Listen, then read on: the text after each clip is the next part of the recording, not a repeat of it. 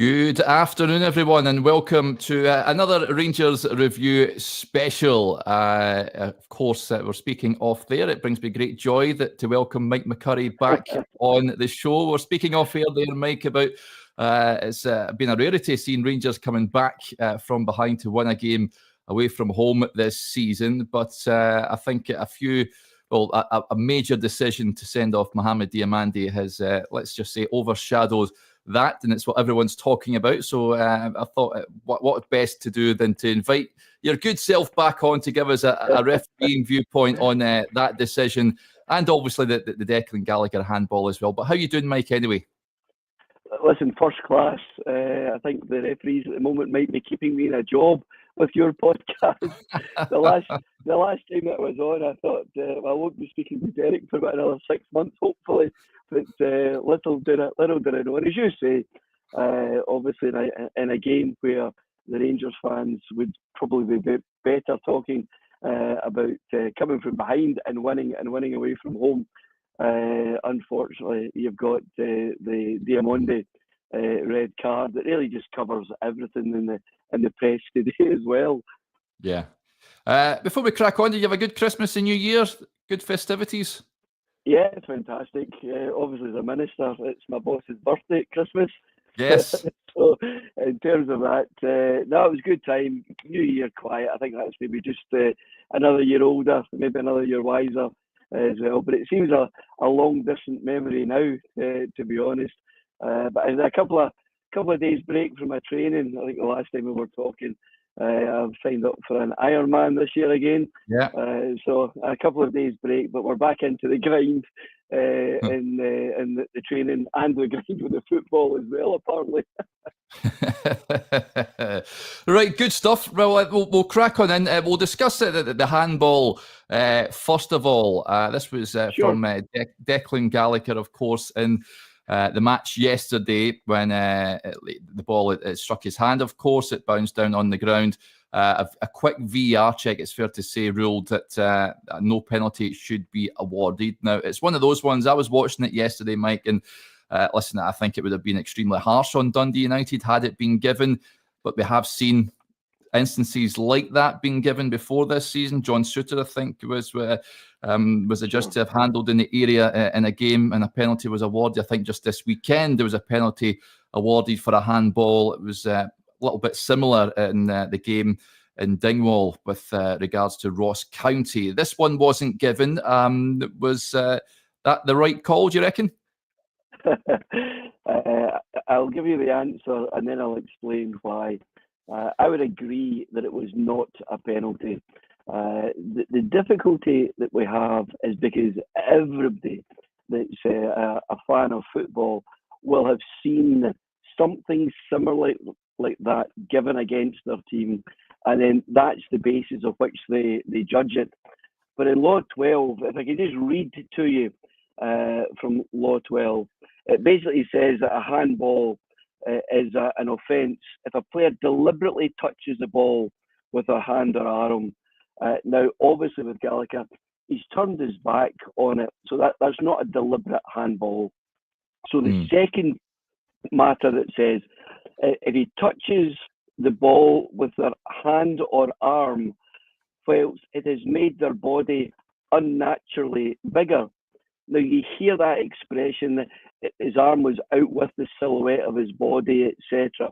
And you might start to think, well, on that basis, it's a penalty.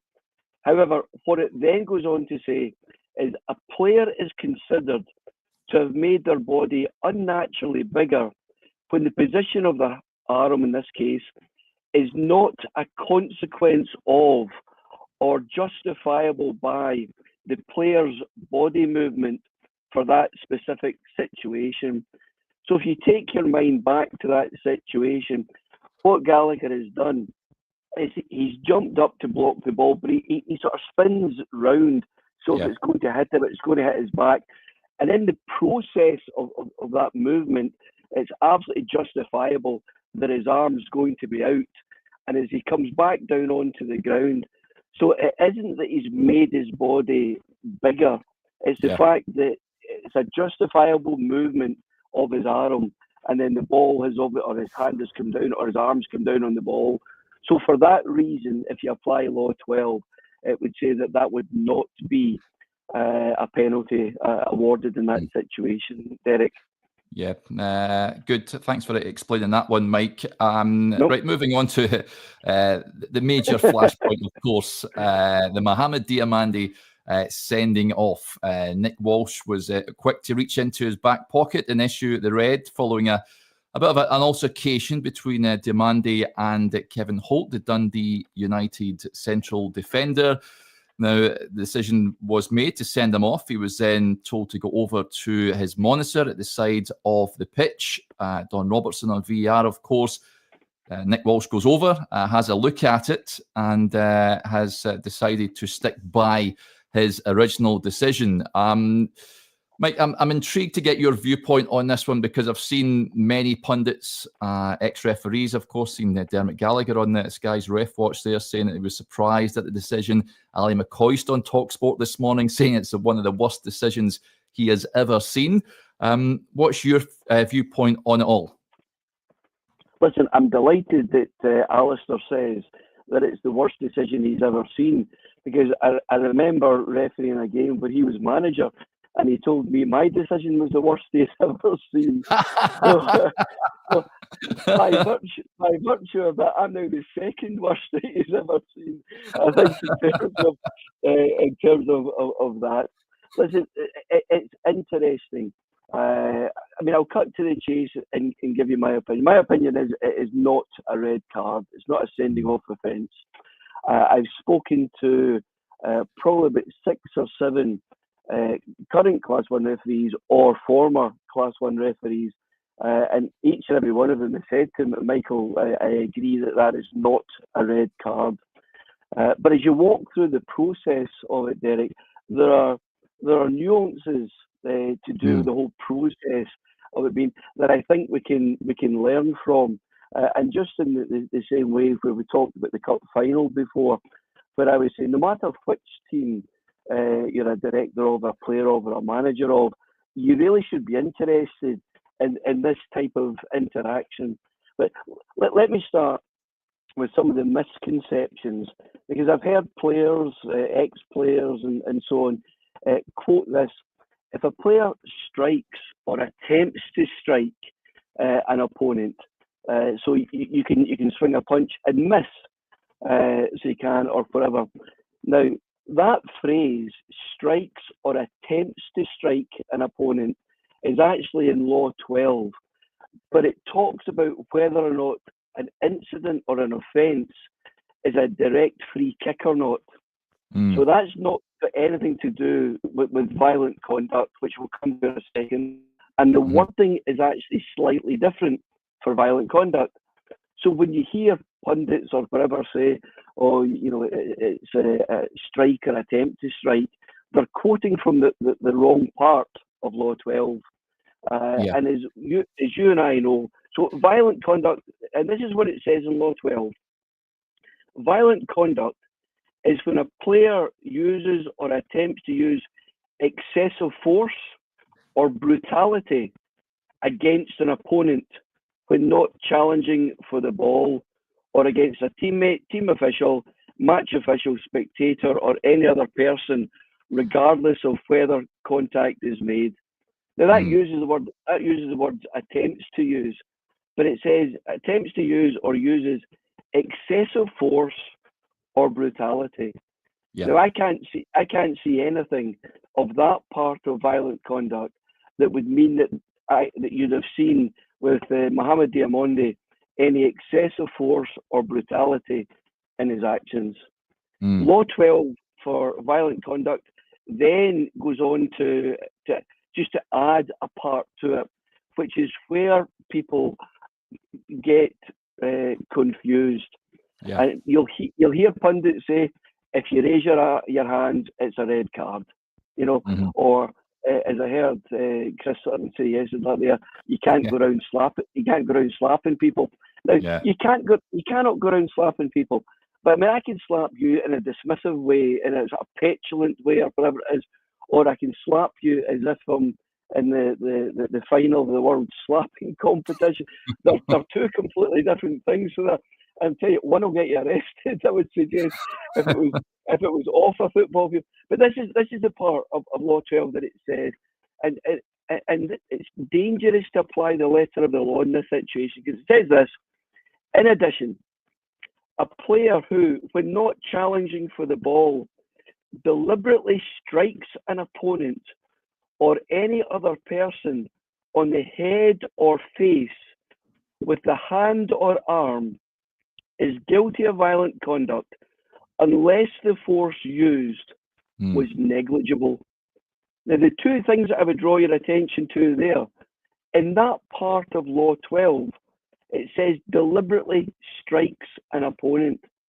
It doesn't say deliberately strikes or attempts to strike an opponent. Now, there are certain angles on that have been shown from the match of VAR where it's questionable even if Mohamed Diomande makes contact. So there's a doubt in the referee's head to begin with. What you're then saying in terms of that, and you have to remember, listen, I'm sure your listeners and your viewers are well educated. Pick up a dictionary and look up the definition of strike, and it will say it's to hit or attack someone or something forcefully or violently. So even to use the word strike, it then says, obviously, unless the force used was negligible.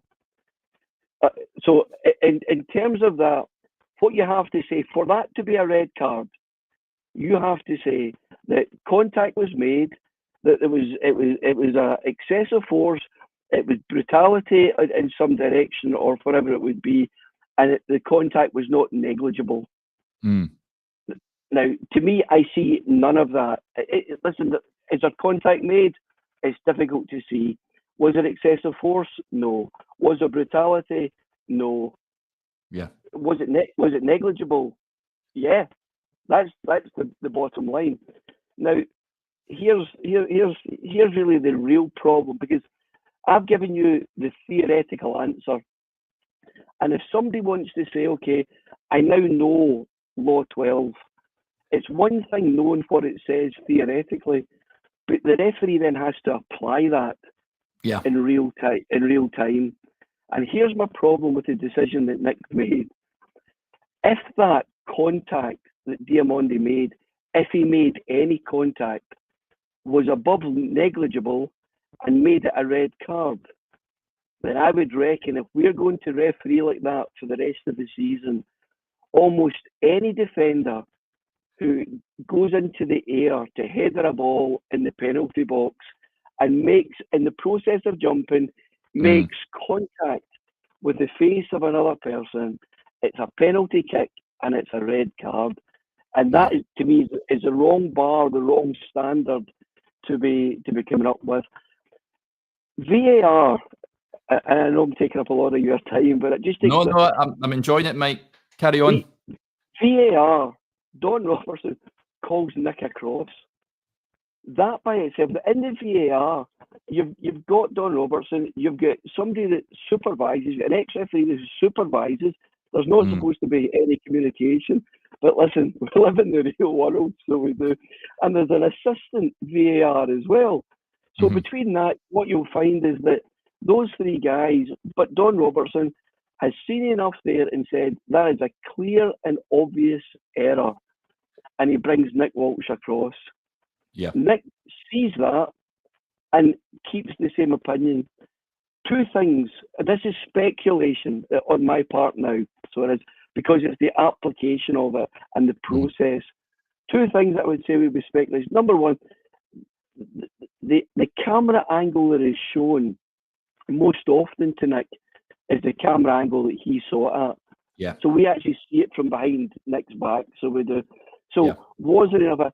There is another angle which shows it completely different. And you say to yourself, with the pushing and coming back and, you know, a grab or whatever it would be, or that's a slap, if they want to call it a slap or whatever. And that would have allowed him to see it from a completely different angle as well. The other thing that I would say is Nick refereed on Thursday night Union SC against Sporting Braga. And in the last 15, 20 minutes, we had 4 red cards in the last 15, 20 minutes. If you look, I think if you take his Premier games and his European games, I think there's about 18 games, but he's issued 11 red cards or thereabouts. There might be one out here or there.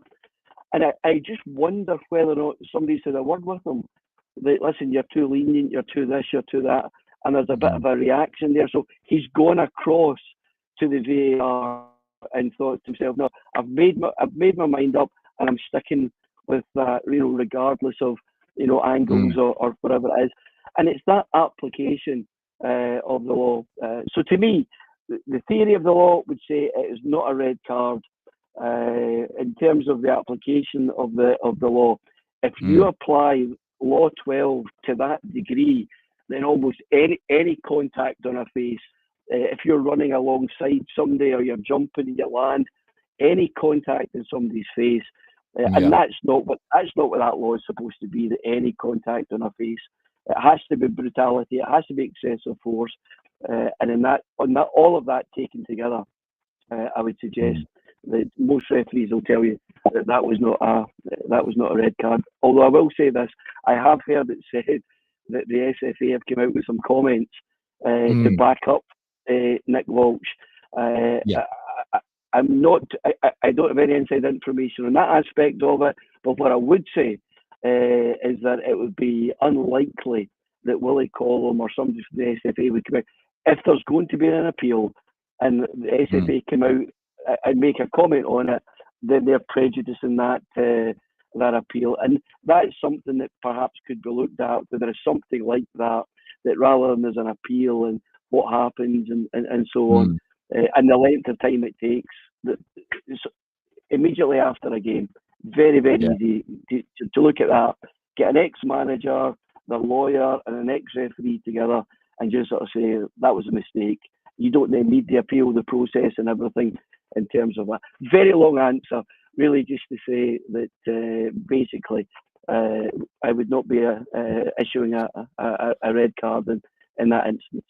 Yeah, just off the back of that as well, there was a push. I mean, Declan Gallagher got involved, a bit of a melee involving a number of players when all this was kicking off. Mike, he was already on the yellow. Was it? Maybe it's a risky game when you're going in there pushing players when you're already on a caution. Listen, what do they call it? I think the old Glasgow expression was just handbags. There's nothing in it, go on with it, basically. Unless you're looking to prove a point, the game's finished, 94 minutes or whatever it would be. In terms of that, people will tell you, if it was a genuine red card at that stage, folk will tell you, or folk will ask you, Michael, what makes a good referee? I tell you, 22 well-behaved players on a football pitch makes the best referee. I've had one or two of those games. You've had 22 guys went out enjoying a great game of football, and I was not to be seen anywhere. So in terms of that, but listen, as you say, it is you're taking a risk. If you're already in a yellow card, you're taking a risk. If you're a defender and you're making a tackle, you've got to make sure that you get that ball. If your time is a couple of seconds out, it could be the early bath, as they say in film. So you're absolutely right with that, Dan. Absolutely right. There's a few points I wanted to bring up. Jeep, you'll know, he's on the Battle Fever podcast, Mike. He says, good to see you, Mike. So he got some nice words there. Scott with the point says, I haven't been able to find anyone except Sutton saying it was a red card. I think it was at the wind-up yesterday in Sky in the studio. James with the point, at most it's a yellow, and that would be harsh, especially if he's trying to keep his balance by raising his hand. So that is what James had to say on that. Do you think Rangers will be successful in the appeal, Mike? Philip Clement was pretty adamant. It was irate after the decision was confirmed by Nick Walsh. He said in his post-match interview, you'll get about 3, 4, 5 red cards a game, sort of touching on what you said there, if we're going down that avenue. Do you think Rangers will be successful in the appeal? Listen, I would think so. If they want, they can bring me along. I'll be happy to represent them. In terms of that, so there you go. for a fee, of course. Yes. But listen, I think what you're already saying, you can understand with Chris Sutton and with Chris Boyd, these guys play to the audience, their audience. So they've got to, they see it through a certain perspective, so they do in terms of that. But listen, I think if the old joke used to be, was it penalty for Rangers? I think the saying, the sound of things now might be apology to Rangers. So I would think, I would think that they would have to say on that word negligible. You cannot really say. The only way I think you would lose the appeal would be to say that the contact, if any, was not negligible. And I can't see an ex-referee or a lawyer, a good ex-referee, good lawyer, good ex-player or manager, if that was the appeal team, knocking back that appeal. Yeah, it's been spot on getting you back on, Mike. Thank you very much for taking the time out of your day to have a chat with us. I really appreciate it. And all the best with the training for the Ironman event coming up and what have you. And no doubt we'll have you on before the season ends, just with the way things are going at the moment. I mean this nicely. I hope not. Thanks. Sorry? Yeah, it's been superb as ever, so thank you. Not at all. Thank you very much indeed. All the best to your listeners, your viewers. There you go, folks. Hopefully you enjoyed that. And we'll speak to you a little later on. Bye for now.